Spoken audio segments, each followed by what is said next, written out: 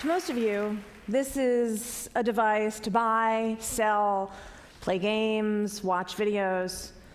I think it might be a lifeline. I think actually it might be able to save more lives than penicillin. Texting. I know I say texting, and a lot of you think sexting.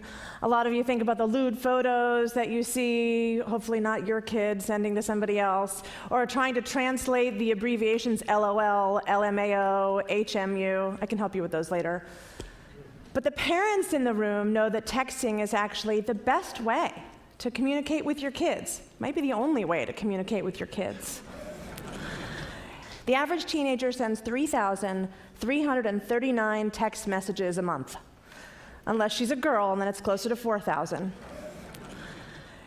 And the secret is she opens every single one. Texting has a 100% open rate. Now the parents are really alarmed. It's a 100% open rate even if she doesn't respond to you when you ask her when she's coming home for dinner. I promise she read that text.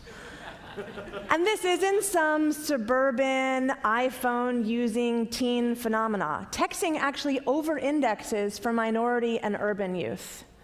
I know this because at DoSomething.org, which is the largest organization for teenagers and social change in America, about 6 months ago, we pivoted and started focusing on text messaging. We're now texting out to about 200,000 kids a week about doing our campaigns to make their schools more green or to work on homeless issues and things like that. We're finding it 11 times more powerful than email. But we've also found an unintended consequence. We've been getting text messages back like these. I don't want to go to school today. The boys call me faggot. I was cutting.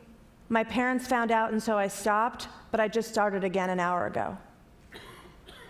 Or, he won't stop raping me. He told me not to tell anyone. It's my dad. Are you there? That last one's an actual text message that we received. And yeah, we're there. I will not forget the day we got that text message. And so it was that day that we decided we needed to build a crisis text hotline.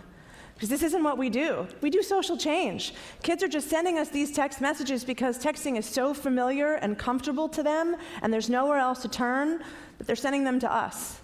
So think about it, a text hotline, it's pretty powerful. It's fast, it's pretty private, no one hears you in a stall, you're just texting quietly, it's real time. We could help millions of teens with counseling and referrals. That's great. But the thing that really makes this awesome is the data. Because I'm not really comfortable just helping that girl with counseling and referrals. I want to prevent this shit from happening. So think about a comp. There's something in New York City that the police did. It used to be just guesswork, police work, and then they started crime mapping. And so they started following and watching petty thefts, summonses, all kinds of things, charting the future, essentially. And they found things like when you see crystal meth on the street, if you add police presence, you can curb the otherwise inevitable spate of assaults and robberies that would happen. In fact, the year after the NYPD put CompStat in place, the murder rate fell 60%. So think about the data from a crisis text line. There is no census on bullying and dating abuse and eating disorders and cutting and rape.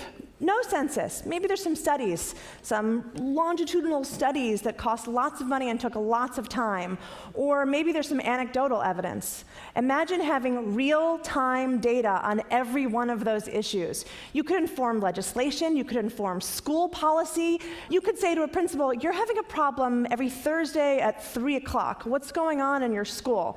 You could see the immediate impact of legislation or a hateful speech that somebody gives in a school assembly and see what happens as a result. This is really, to me, the power of texting and the power of data.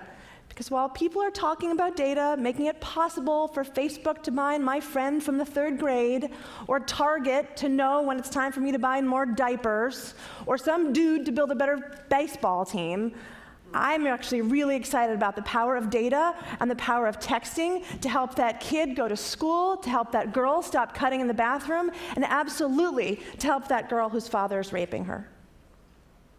Thank you.